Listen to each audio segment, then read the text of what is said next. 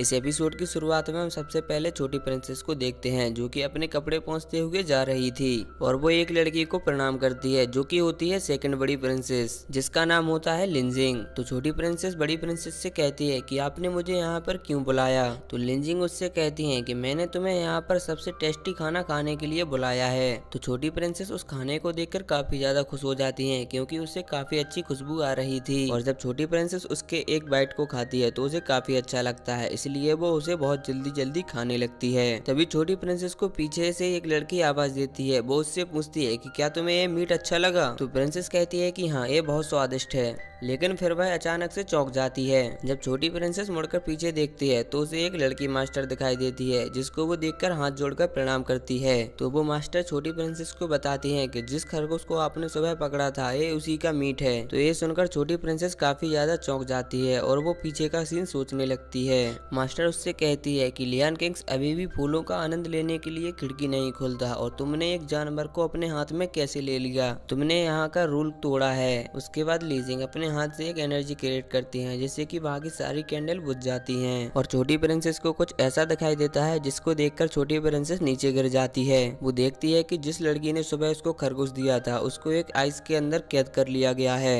ऐसा देखकर छोटी प्रिंसेस को काफी ज्यादा बुरा लगता है और वो बहुत ज्यादा डर जाती है। लड़की मास्टर कहती है कि इस खूबसूरत नजारे को देखते हुए क्या कोई गाना गाएगा। तो लिंजिंग अपनी बांसुरी बजाने लगती हैं, लेकिन छोटी प्रिंसेस को काफी ज्यादा धक्का लगा था इसलिए उसे उल्टी होने लगती हैं। तो मास्टर छोटी प्रिंसेस से कहती हैं कि ये तुमने रूल तोड़ा है, इसीलिए उस खरगोश को मार दिया गया और उसी का गोश्त तुम्हारे लिए लिया गया और तुम्हें पता होना चाहिए कि हमारे यहाँ के नियम कैसे हैं और उनको तोड़ने के बाद कैसी सजा दी जाती है। तो छोटी प्रिंसेस उससे कहती है कि अगर मैंने कोई जुर्म किया है तो मुझे सजा दो, मैंने तो कोई गलती भी नहीं की है। तो मास्टर उससे कहती है कि तुमने कोई भी नियम नहीं तोड़ा, उस छोटी लड़की ने नियम तोड़ा तो उसे सजा भी मिली और साथ में तुमने उसका भी साथ दिया। इसके बाद सीन शिफ्ट होकर जासियान के ऊपर आता है जहाँ पर जासियान को एक उबलते हुए पानी के अंदर डाल दिया गया था और जब वो अपनी आंखें खोलता है तो उसे अपने सामने एक आदमी दिखाई देता है जिसका नाम होता है एनजोयू। वो उसको देखकर काफी ज्यादा घबरा जाता है और बहुत तेज चिल्लाता है। वो चिल्लाते हुए कहता है कि मुझे इससे बाहर निकालो, मुझे बहुत ज्यादा खुजली हो रही है। तो वो आदमी जासियान से कहता है कि तुमने अंकल डू को कितना ज्यादा नुकसान पहुंचाया, इसलिए तुम्हें ये सजा मिल रही है। उसके बाद में दूसरा आदमी जासियान से कहता है कि जितनी ही तुम खुजली करोगे तुम्हारा मांस उतना ही पतला होता जाएगा। जासियान को दर्द में देखकर एक मोटा आदमी हंसने लगता है जिसका नाम होता है कियांग और वो सब मिलकर जासियान का मजा ले रहे थे। तभी वहाँ पर अंकल वैन आ जाते हैं। वो उनसे कहते हैं कि ये मुझे दे दो।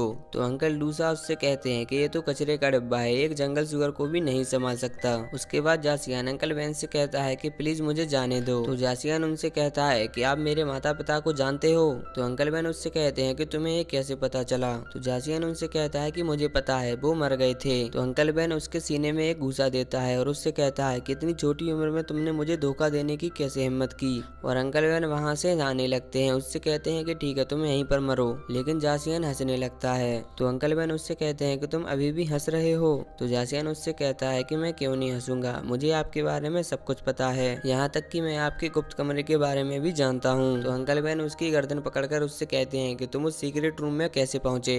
तो अंकल वैन उसे पागल समझते हैं। उसे ये समझ में नहीं आता कि मैं इसकी बातों पर यकीन करूं या ना करूं। अंकल वैन उससे कहते जाते हैं कि तुम इतना मत सोचो, अंदर के लोग तुम्हारे माता पिता नहीं हैं। और वो उसे बताते हैं कि आपके पिता का अंतिम नाम जियांग था। तो वो कहता है कि अब से मेरा नाम जियांग फेंग होगा और वो अपना नाम चिल्लाते रहता है। इसके बाद हमें 10 साल बाद का सीन दिखाया जाता है और हम जासियान के भाई सीजिंग को देखते हैं जो कि अपनी स्पॉट लेकर आइस लेक में खड़ा हुआ होता है। तभी उसके ऊपर कुछ लड़कियां स्पॉट लेकर हमला करती हैं, लेकिन सीजिंग अपनी स्पॉट लेकर ऊपर की तरफ उड़ जाता है और वो अपनी स्पॉट से उन सबकी स्पॉट को तोड़ देता है जिससे वो लड़कियां काफी दूर जाकर गिरती हैं। उसके बाद सेम से ठोकर फिर से जासियान पर आता है जो कि एक पेड़ पर उल्टा लटका हुआ था। तभी वहाँ पर अंकल डू आते हैं। तो जासियान उनके ऊपर अपनी स्पॉट से हमला करता है, लेकिन अंकल डू उससे बच जाते हैं और जब जासियान नीचे आता है तो अंकल डू उसमें एक लात देते हैं। जासियान अंकल डू से कहता है कि अंकल गुड मॉर्निंग। वो अंकल डू से कहता है कि आप अंकल ली को अच्छा खाना क्यों नहीं देते हो। अंकल डू जैसे ही एक कमरे का गेट खोलते हैं तो उसके अंदर बाघ होता है। जासियान उसको देखकर वहाँ से भागने लगता है, लेकिन अंकल डू उसको पकड़कर उसी कमरे के अंदर फेंक देते हैं। अंकल डू को उस कमरे से जासियान की आवाज आती है, जो कि उस बाघ से कह रहा था कि अगर तुम्हें भूख लगी है तो अंकल डू को खा लीजिए। उसके बाद जासियान की आवाज आना अचानक से बंद हो जाती है, जिसे देखकर अंकल डू काफी घबरा जाते हैं। और जब वो कमरे के अंदर पहुंचते हैं तो उनके पीछे से अचानक से शेर आ जाता है और उन पर हमला करता है, लेकिन वो उस शेर के मुंह में अपनी स्पॉट डाल देते हैं और जासियान ऊपर से आकर शेर के अंदर अपनी स्पॉट डाल देता है, जिससे कि अंकल डू बच जाते हैं। अंकल डू को काफी ज्यादा गुस्सा आ जाती है। वो जासियान से कहते हैं कि तुम मुझे मारना चाहते हो।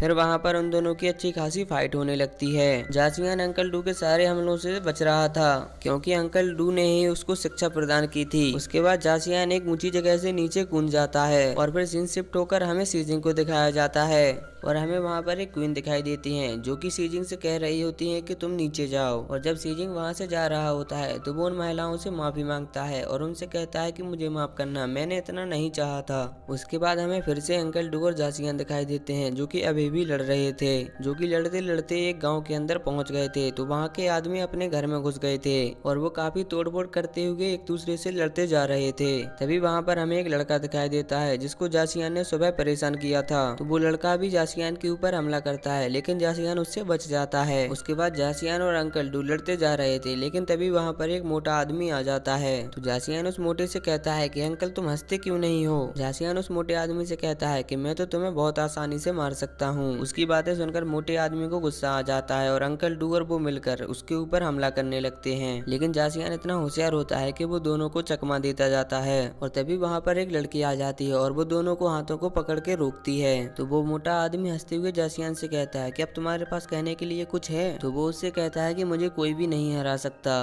तभी जासियान को वहाँ पर अंकल वैन दिखाई देते हैं। तो जासियान उस पत्थर से नीचे कूदकर अंकल वैन को नमस्कार करता है। तो अंकल वैन उससे कहते हैं कि अब तुम बड़े हो चुके हो, अब तुम्हें इस घाटी से बाहर निकलना चाहिए। उसके बाद सीन शिफ्ट होता है और हमें सीजिंग को दिखाया जाता है, जो कि अपने गुरु से कहता है कि आपने मुझे बुलाया। तो उसकी मास्टर उससे कहती हैं कि अब तुम्हारे बाहर जाने का समय हो चुका है, अब तुम पहाड़ से नीचे जाओ, तुम्हें न्याय के लिए खड़ा होना ही होगा। उसके बाद फिर से सीन शिफ्ट होता है और जासियान को दिखाया जाता है, जो कि कहता है कि मैं इस घाटी को नहीं छोड़ सकता, क्योंकि इस घाटी में चैन से सोता हूँ और चैन से खाता पीता हूँ। मुझे यहाँ पर किसी चीज की कमी नहीं है और तुम सब लोग भी मेरे साथ हो, इसलिए मैं कहीं नहीं जाने वाला। तो अंकल डू जासियान से कहते हैं कि वहाँ पर बहुत सारी लड़की होंगी और पूरी दुनिया तुम्हारी नुकसान को देखने का वेट कर रही होगी, इसीलिए तुम्हें यहाँ से बाहर जाना ही पड़ेगा। तो वो कहता है कि मैं नहीं जाने वाला। तो अंकल वैन उससे कहते हैं कि अब मैं तुम्हें और बर्दाश्त नहीं कर सकता। तभी अंकल वैन उसको बताते हैं कि अंकल ली को किसी ने पीटा है। तो जासियान कमरे के अंदर जाता है, वो अंकल ली से गुड मॉर्निंग बोलता है। जासियान अंकल ली का सूजा हुआ चेहरा देखकर उनका मजाक उड़ाने लगता है। तो अंकल ली एक चीज उसको फेंक कर मारता है, जिसकी वजह से वो बाहर जाके गिरता है।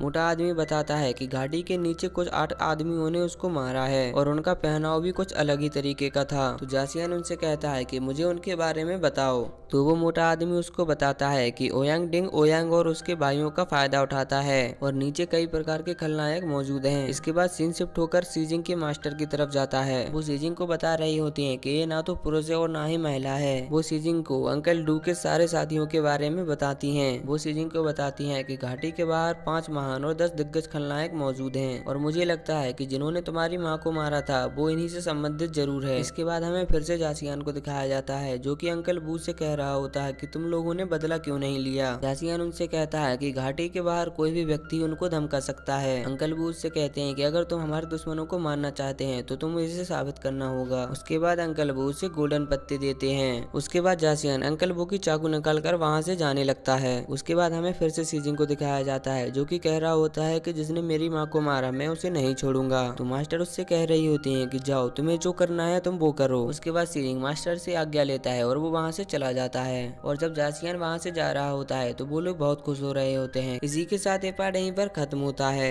अगर आप सभी को वीडियो पसंद आ रही है तो कमेंट कर जरूर बताएं, जिससे कि मैं इसका नया एपिसोड जल्द से जल्द ला सकूं।